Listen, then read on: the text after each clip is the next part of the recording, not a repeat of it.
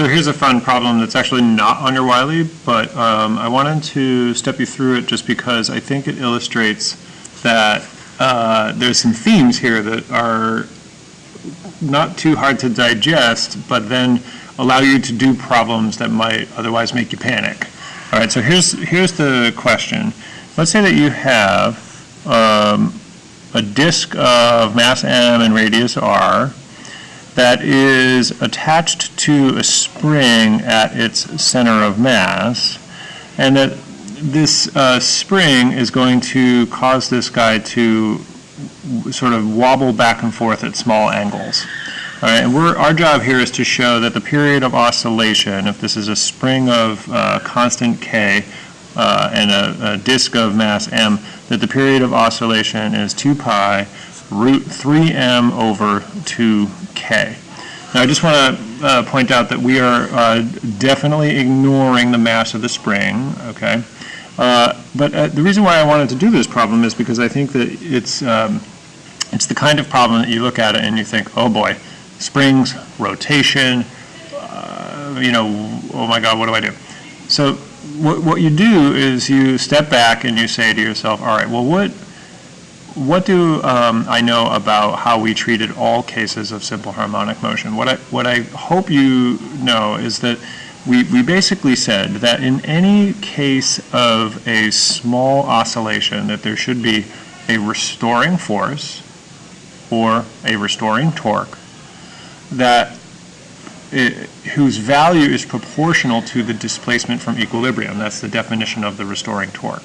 So I guess the question would be, can you imagine a way that this spring is going to exert a restoring torque on this thing that is going to be related to the sort of dynamics of rotation?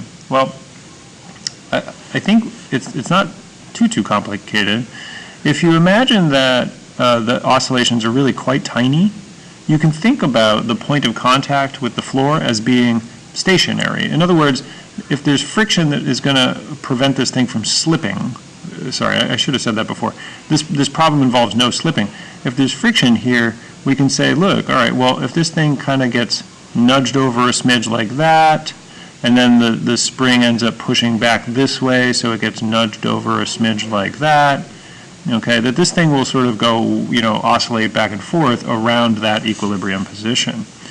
So let's see what that looks like if we kind of enlarge the sketch. So let's say that my equilibrium axis is here, my point of contact is here, and the center of mass is there. So the spring displaces an amount from equilibrium, we'll say delta x. Now, that delta x looks like a straight line, but as you probably know, it's sort of like an arc length, right? Because the wheel is kind of rolling back and forth. But if we say the angles are small, we can approximate delta x as being a straight line.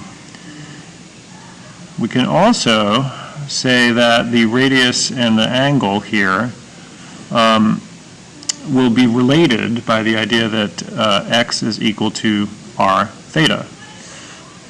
Okay, and that would be true as this thing wiggles over to the other side as well. So we've got an increasing delta x and then a restoring force, and then so we're just going to have the wheel kind of like doing tiny little elements of roll back and forth.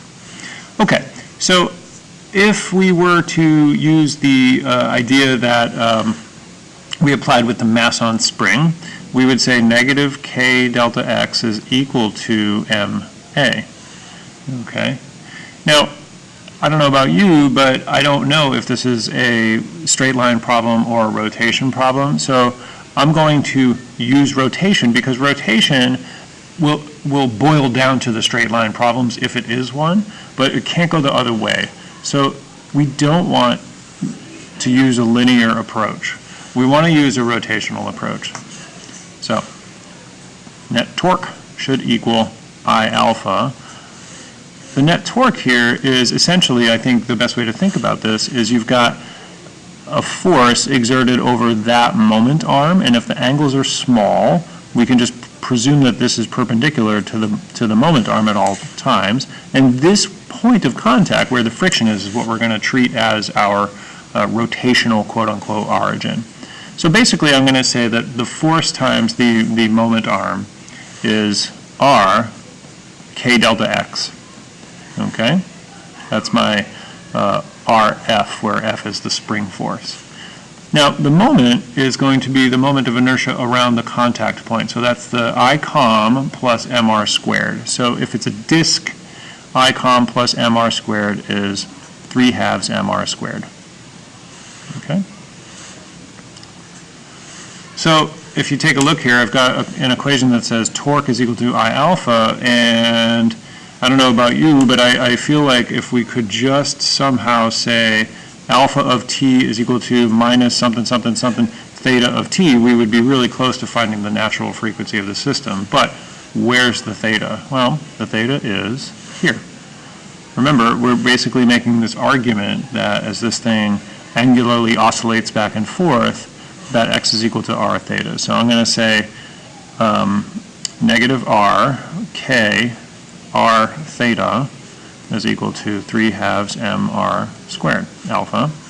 And if I clean that up, I can say alpha of t is equal to, the r's all drop out, 2k over 3m, the minus sign, theta of t. So the angular frequency here would be omega equals root 3m over 2k. And then if I plug that into the relationship between omega and the period, I see that.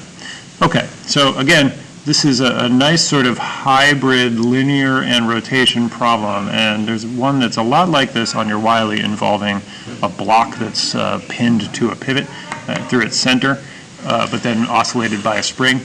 Again, don't panic. See you next time.